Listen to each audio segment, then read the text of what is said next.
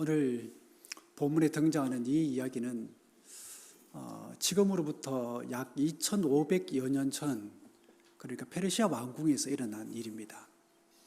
좀 더 구체적으로 말씀을 드리자면 오늘 본문에 등장하고 있는 두 인물, 그러니까 이 아닥사스다 왕과 이제 술 맡은 관원 사이에서 일어난 이제 일이지요. 하루는 술 맡은 관원이 절대로 해서는 안 되는 일을 하고 말았습니다. 즉 왕에게 이제 포도주를 이제 올리면서 슬픈 얼굴을 한 것이지요. 이를 알아차린 왕이 이제 그에게 이렇게 묻습니다. 네가 병이 없거늘 어찌하여 얼굴에 수심이 있느냐? 이제 얼굴에 근심된 얼굴을 가지고 이렇게 있느냐? 이제 왕이 이제 걱정하면서 그런 이제 말을 던진 거죠. 이 말을 들은 주변에 있던 사람들은 갑자기 긴장했을 겁니다.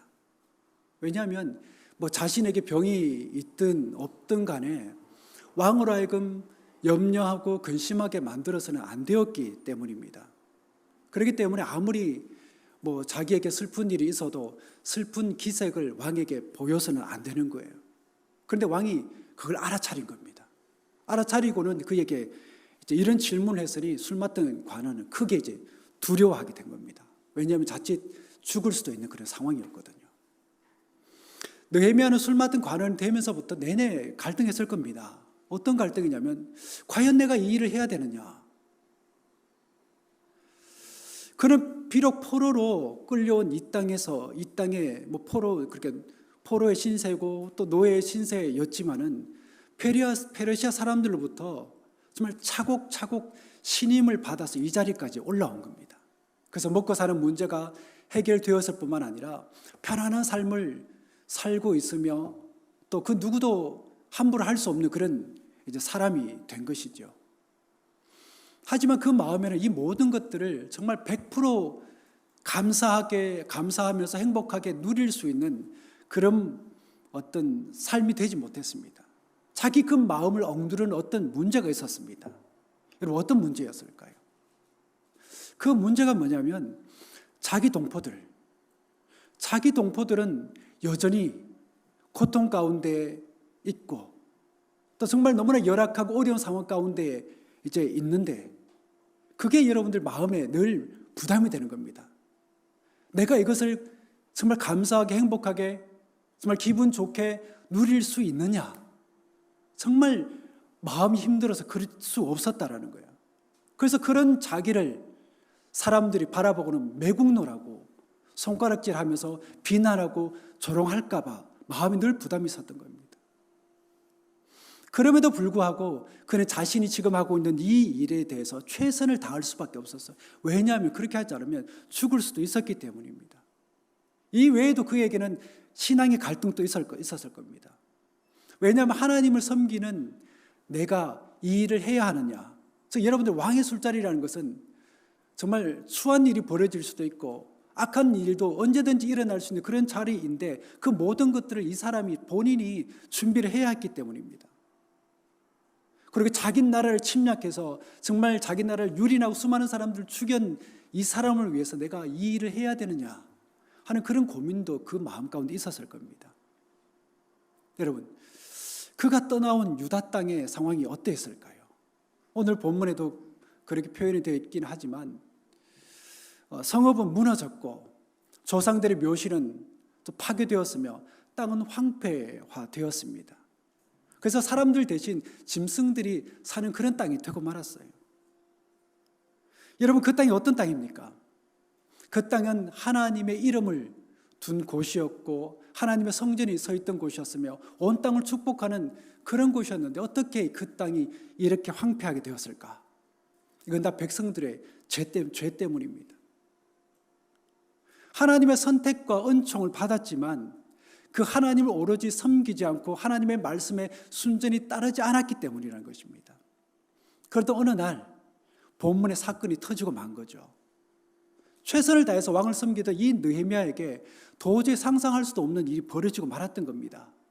즉 평안한 얼굴로 왕 앞에 나아가야 되는데 그렇게 하지 못하고 늘 그 마음 가운데 자기 나라와 민족에 대한 염려와 근심이 있으니까 그게 그냥 겉으로 표현이 되고 만 거죠. 그래서 그는 네가 병이 없거늘 어찌하여 얼굴에 수심이 있느냐. 이는 필연 네 마음에 근심이 있음이로다라는 왕의 말을 듣게 된 겁니다. 그래서 그는 큰 두려움에 사로잡히게 된 거예요. 우리가 여러분들 좀 주목해서 봐야 될 대목이 바로 이 대목입니다. 여러분, 우리는 느헤미야가 경험했던 그 두려움을 우리가 잘 들여다 보아야 됩니다. 과연 자신을 향한 왕의 태도와 말이 그를 두렵게 했던 것일까?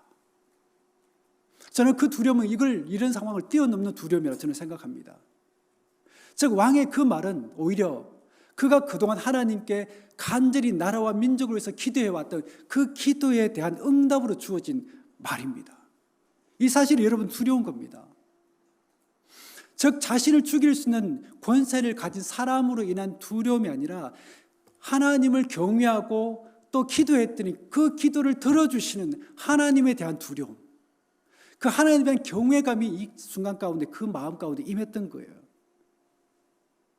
이제 우리는 이 두 사람 간에 펼쳐지는 그 대화 속으로 우리가 좀 들어가 볼 필요가 있습니다. 3절에서 그가 뭐라고 얘기를 합니까? 왕은 만세수를 하옵소서. 내 조상들의 묘실이 있는 성읍이 이제까지 황폐하고 성문이 불타사오니 내가 어찌 얼굴에 수심이 없사오리까? 여러분 곰곰이 생각해 보시죠. 지금 이 대화가 정말 가능한 대화인지, 왕 앞에 나갈 때 정말 평안한 얼굴로 나가야 되는데 그렇지 못하면 죽을 수도 있는 그런 상황인데 왕에게 이런 얘기를 하고 있어요. 이 말이 어떻게 술 맡은 관원이 왕에게 할 수 있는 그런 말일까? 그럴 수 없습니다. 마치 이 말은 당신이 우리나라를 침략해 왔기 때문에 우리나라가 그렇게 황폐하게 된 거 아닙니까? 그러니 내가 어찌 평안하게 발쭉 뻗고 살 수가 있겠습니까? 라는 그런 말투예요. 그 다음에 여러분들 더 놀랍습니다. 왕이 이렇게 묻지요. 그러면 네가 무엇을 원하느냐? 여러분 이 말투가 여러분들 사춘기 아이가 부모에게 막 발악을 합니다. 엄마는 나를 사랑한다고 하면서 이것도 안 들어주고 아버지는 나를 위한다면서 이것도 사주지 않고 그래서 나 죽을 거야. 그렇게 부모에게 강하게 협박하는 아이를 앞에 두고 부모가 서둘러서 묻는 말과도 같은 겁니다. 뭘 원하니? 뭘 원하니? 그거 내가 들어줄게 하는 그런 말투와 비슷한 거예요. 그 다음에 나오는 내용이 오늘 사건의 핵심인데 느헤미야가 왕에게 뭐라고 대답합니까? 하늘의 하나님께 묵도하고 나서 왕에게 자신으로 하여금 유다 땅으로 가서 예루살렘 성을 건축하게 해달라고 그렇게 간청을 해요. 그가 왕에게 하는 이 말에서 여러분 우리는 하나님의 백성다운 그런 면모를 우리가 볼 수가 있는 겁니다. 여러분 그럼에도 불구하고 여러분들 이 말에는 뭐가 있느냐?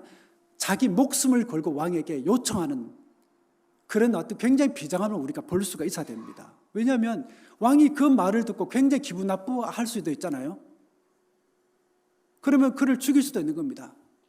그렇게 자기 목숨을 걸고 왕에게 이런 요청을 하고 있는 거예요. 그런데 여러분들 놀라운 일이 벌어지죠.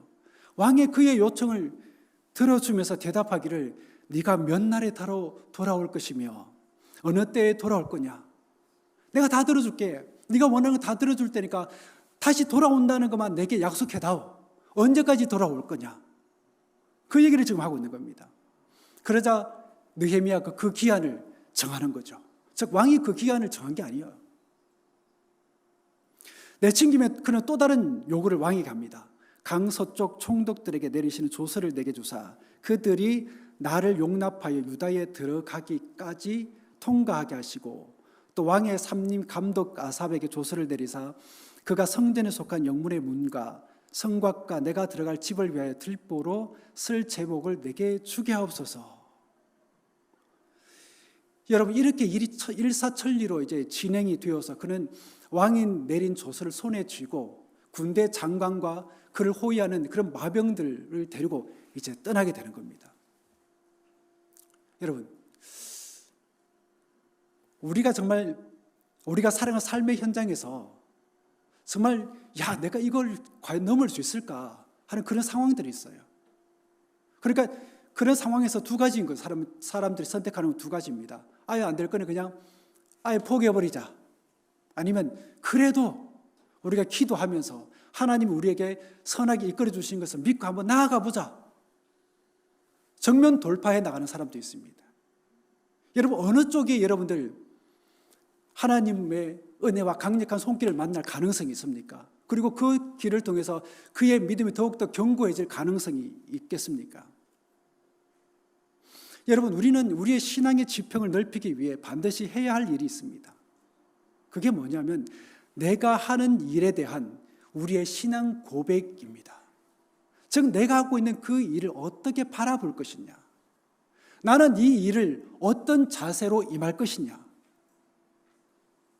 물론 이 질문은 여러분들 맡은 일에 최선을 다해야 됩니다라는 그런 식의 답변을 요구하는 그런 질문은 아닙니다. 그렇다면 여러분들 어떤 종류의 질문일까? 이 질문은 여러분들 일의 전문성, 그리고 또 이 영성의 문제를 어떻게 여러분들 연결시킬 것인가 하는 그런 문제입니다. 여기서 여러분들 말하는 전문성이라는 것은 일 자체에 대한 준비된 나의 자세를 말하는 것이고, 영성이라는 것은 일에 대한 나의 신앙 고백을 얘기하는 거예요. 즉, 하나님을 믿는 나의 믿음을 어떻게 하면 이 일과 아름답게 결부시킬 것이냐 하는 그런 문제예요. 여러분, 이거는 우리 삶의 전반에 걸쳐서 다 적용이 되는 얘기입니다. 내가 믿는 믿음, 내가 늘 보는 성경의 말씀들을 내 가정에 어떻게 접목시킬 것이냐, 내가 살아가는 모든 삶의 바운더리를 어떻게 이걸 적용시킬 것이냐, 내가 하는 일을 또는 그 일터에 사람에게 어떻게 그걸 적용시킬 것이냐 하는 그런 문제예요. 어느 신학자가 이런 지적을 해요. 오늘 우리 시대의 급격한 변화는 사람들의 삶과 일에 심각한 영향을 끼치고 있습니다. 그래서 현대인들의 세 가지 위기를 겪고 있습니다. 옛날 사람들은 시대가 참 잘 안 바뀌잖아요. 그래서 옛날 사람들은 한번 직장 딱 들어가면 평생 직장이라고 그래가지고 퇴사할 때까지 그 직업에서 그 직장에서 일을 하다가 퇴사를 하는 겁니다. 요즘은 그렇지가 않아요. 정말 젊은이들이 얼마나 직장을 이렇게 저렇게 많이 바꾸는지 모릅니다. 그러면서 위기가 오늘 살아가는 사람들의 삶의 위기들이 있는데 세 가지라고 얘기를 합니다. 그 첫 번째 위기가 뭐냐면 고용의 위기입니다. 수많은 사람들이 일자리가 없어서 위기를 겪고 있다는 거예요. 두 번째는 일이 가지고 있는 그 의미에 대한 위기입니다. 즉, 우리는 일에 대한 잘못된 의미를 가지고 살아가고 있다는 거예요. 세 번째는 자신감의 위기입니다. 즉, 시대가 워낙 빠르게 변하니까 과거에 옳다라고 믿었던 것들이, 과거에 진리라고 믿었던 것들이 이제는 그거 더 이상 믿지 못하는 시대가 되어버렸어요. 확신하지 못하는 시대가 되어서 버렸습니다. 그래서 더 이상 확신하거나 믿지 못한다라는 게 사람으로 하여금 큰 위기감을 준다라는 거예요. 이와 더불어서 여러분들, 우리는 또 어떤 위기를 겪고 있을까요? 신앙의 갈등을 우리가 겪고 있는 거죠. 즉 주일 성수하기가 힘들어지고 같은 직장 내에서의 동료들과의 관계가 힘들며 일 자체에 대한 갈등도 있다라는 것입니다. 이에 대해서 사람들이 보이는 몇 가지 해결책이 있는데, 첫 번째는 뭐냐면 사업은 사업이고 일은 일이고 신앙은 신앙이다라는 겁니다. 즉, 이 둘을 결부시키지 말라는 것인데, 이건 여러분들 전문성 위주의 해결책이라고 볼 수가 있는 겁니다. 두 번째는 신앙이 우선이라는 겁니다. 신앙이 우선이죠. 어떻게 일이 아무리 중요하더라도 신앙보다 우선될 수 있느냐라는 거예요.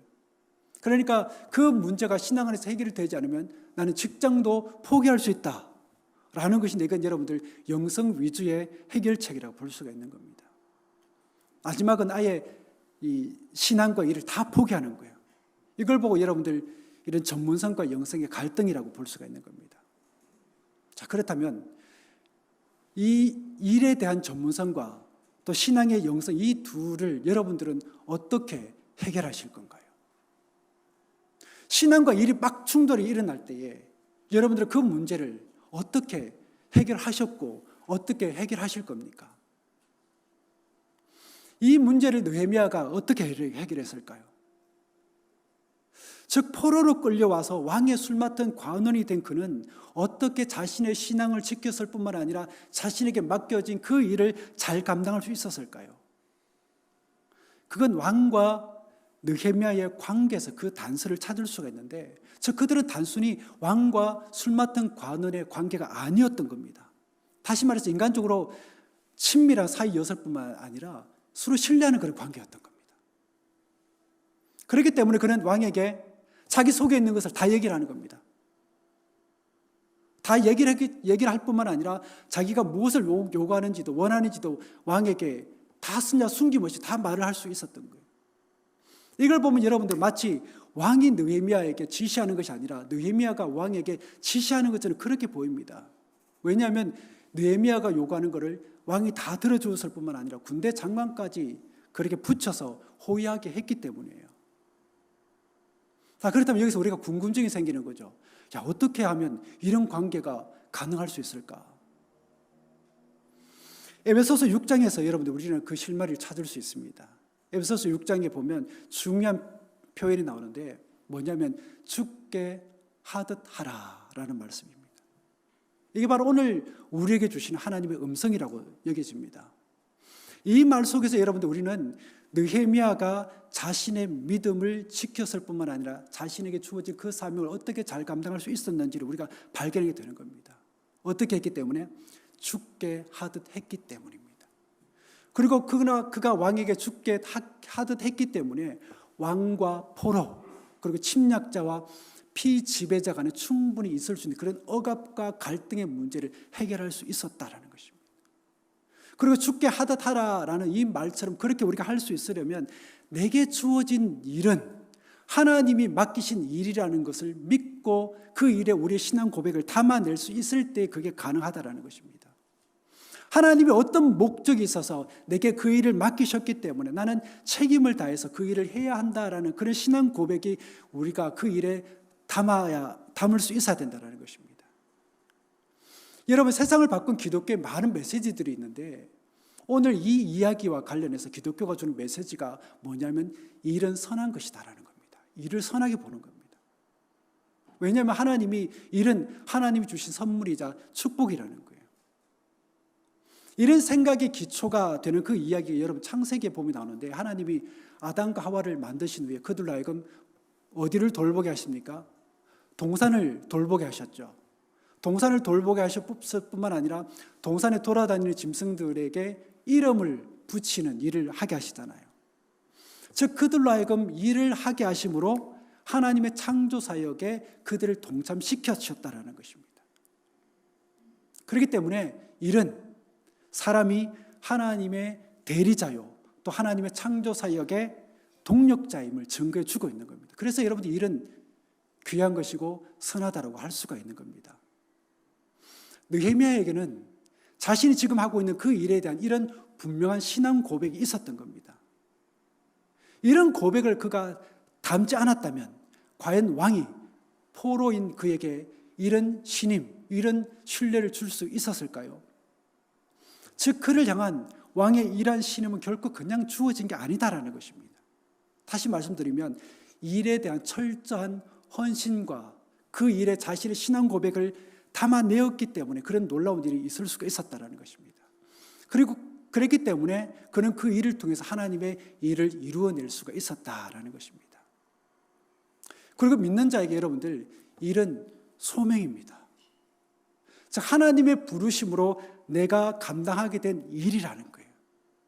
그렇게 모든 이 땅의 하나님의 백성들은 하나님의 부름을 받은 사명자들이라고 할 수가 있는 겁니다. C.S. 루이스가 이런 말을 했어요. 과연 하나님이 청소부와 구두 닦기들보다 학자와 시인들을 본질적으로 더 기뻐하시겠습니까? 베토벤 같은 작곡가 일과 파출부의 일은 정확히 똑같은 조건으로 즉 하나님께 바쳐지고 주께 하듯 겸손하게 할 때 영적인 일이 됩니다. 우리가 이 땅 가운데 사는 그 일이 영적인 일이 될 수 있다는 거예요. 어떤 마음으로 우리가 임했을 때에 그가 이렇게 얘기합니다. 하나님께 바쳐지고 주께 하듯 겸손하게 할 때 여러분들이 하는 그 일은 영적인 일이 될 수 있습니다. 즉 그 일 속에 나를 향하신, 우리를 향하신 하나님의 부르심과 소명이 담겨 있다라는 것입니다. 그러면 여러분들 일은 단순히 직업으로 생각하는 것과 소명으로 생각하는 거는 엄청난 차이가 있을 수밖에 없는 거예요. 그러기에 내가 하는 그 일을 소명으로 알고 우리가 그 일을 감당할 수 있어야 된다는 것입니다. 마지막으로 우리에게 필요한 게 뭐냐면 두려움과 떨림이 있어야 되고 성실함으로 내게 주어진 일을 할 수 있어야 된다는 것입니다. 여러분, 이 두려움과 떨림은 우리 모든 믿는 자들이 하나님 앞에 나아갈 때 가져야 되는 우리의 마음가짐인 거예요. 왜냐하면 일은 내 것이 아니기 때문에, 내 마음대로 할 수 없는 일이기 때문에 그렇다는 것입니다. 이게 여러분들 바로 일이 가지고 있는 그 영성이라고 할 수가 있습니다. 그렇기 때문에 주어진 일이 어떠하든지 간에 우리가 이런 마음, 이런 자세가 없으면 우리는 그 일을 통해서 하나님께 영광 돌릴 수 없게 된다는 것입니다. 그저 나의 밥벌이 정도밖에 할 수가 없게 된다는 거예요. 오늘 느헤미야는 여러분들 이 왕의 뜻 너머에 누구의 뜻을 본 겁니까? 하나님의 뜻을 본 겁니다. 자기의 원함을 들어주는 그 왕의 허락 속에서 누구의 허락을 느꼈느냐면 하나님의 허락하심을 본 거예요. 어떻게 이런 과정이 잘 이렇게 흘러갔는지를, 그 과정을 여러분들 눈여겨보는 게 너무너무 중요한 겁니다. 이런 엄청난 결과가 얻어질 수 있었던 근본적인 선한 동기가 어디에 있었고 그 과정이 어떻게 흘러갔는지 우리가 제대로 봐야 이 결과를 우리가 제대로 받아들일 수가 있는 거예요.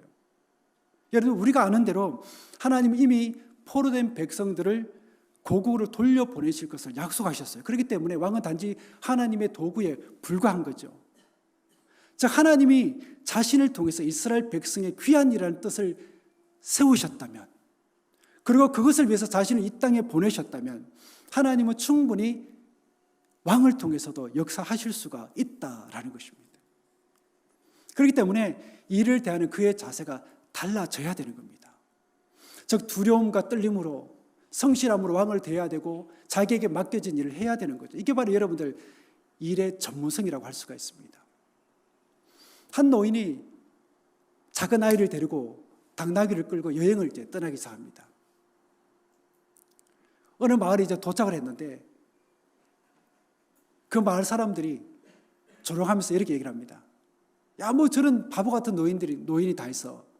당나귀는 타고 가야지 어떻게 끌고 가냐?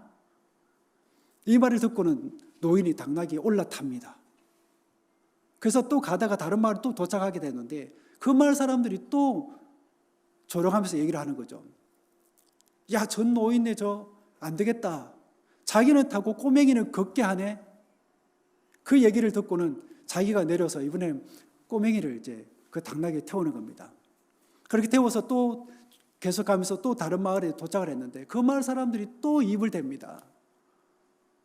어떻게 꼬맹이만 타고 노인은 그를 갈 수 있느냐? 같이 타야지.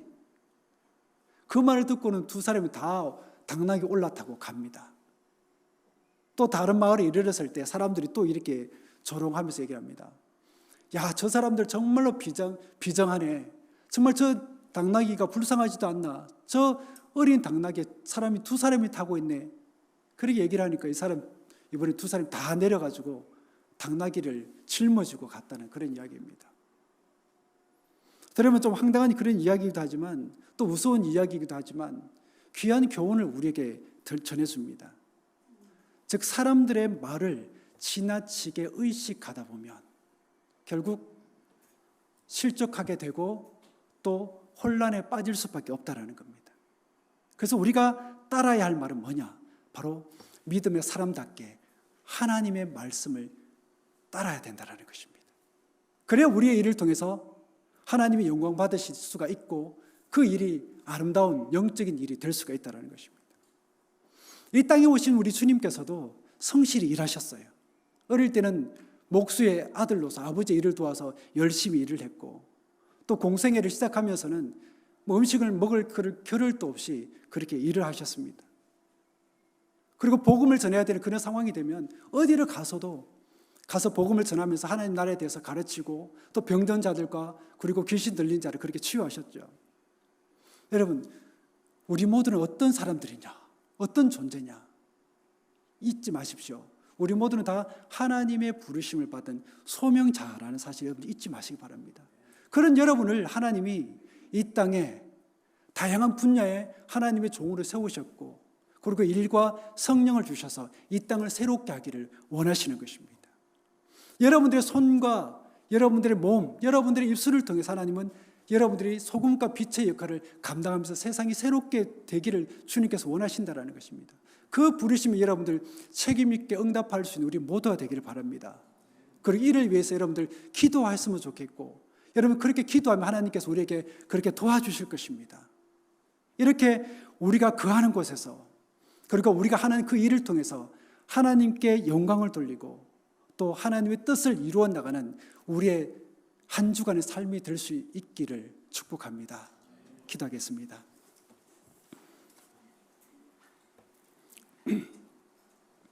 우리가 하나님의 뜻을 이루며 살길 원한다면 늘 하나님을 경외하고 말씀을 마음에 품고 살기를 원합니다. 그 마음이 없이는, 그렇게 사는 우리 행함이 없이는 우리가 살아가는 삶의 현장이 하나님의 역사하는 터전이 되지 못함을 기억하게 하옵소서. 그러기에 무늬만 그리스도인이 아니라 행함으로 능력 있는 삶을 사는 우리가 되기를 원합니다. 성령께서 우리를 하여금 그런 삶을 살 수 있도록 선하게 인도해 주시고 은혜와 능력을 더하여 주옵소서. 예수 그리스도 이름으로 기도드립니다. 아멘.